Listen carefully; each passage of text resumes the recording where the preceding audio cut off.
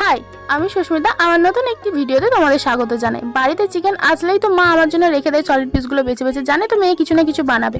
তো আজকে বানাচ্ছি একটা দারুণ একটা রেসিপি। তো চলো রেসিপিটা তোমাদের সাথে শেয়ার করি। প্রথমেই দেখো কিছু এখানে সলিড পিস নিয়েছি, সেগুলোকে ভালো করে মিক্সিতে ব্লেন্ড করে নিয়েছি। আর নিয়েছি এখানে আদা, রসুন, কাঁচা লঙ্কা, ধনেপাতা, সেগুলোকে ভালো করে মিক্সিতে ব্লেন্ড করে নিয়ে এগুলোকে সবগুলোকে একসাথে মিশিয়ে মিক্সড করে রেখে দেবো। নুন, গোলমরিচের গুঁড়ো, কিছুটা পরিমাণ গরম মশলা দিয়ে ভালো করে এটাকে মিক্সড করে রেস্টে রেখে দিয়েছিলাম কিছুক্ষণ। তারপর এখান থেকে ছোট ছোট বলের আকারে করে নিয়ে তার মধ্যে ছোট্ট একটা চিজের কিউব দিয়ে ভালো করে এখানে সেটাকে ভালো করে ঢেকে নিয়ে এখানে ডিমের গোলায় ভালো করে চুবিয়ে আর বিস্কুটের গুঁড়োতে আমি কোট করে নিচ্ছি। আমি কিন্তু এখানে দুবার কোট করেছি, তোমরা চাইলে একবারও কোট করতে পারো। তারপর গরম তেলে একদম লো আঁচে ভাজতে হবে, যাতে ভেতরে মাংসটা ভালোভাবে কুক হয়ে যায় আর চিজটাও গলে যায়। তো ভালো করে আস্তে আস্তে লাল লাল করে ভেজে নিতে হবে লো আঁচে।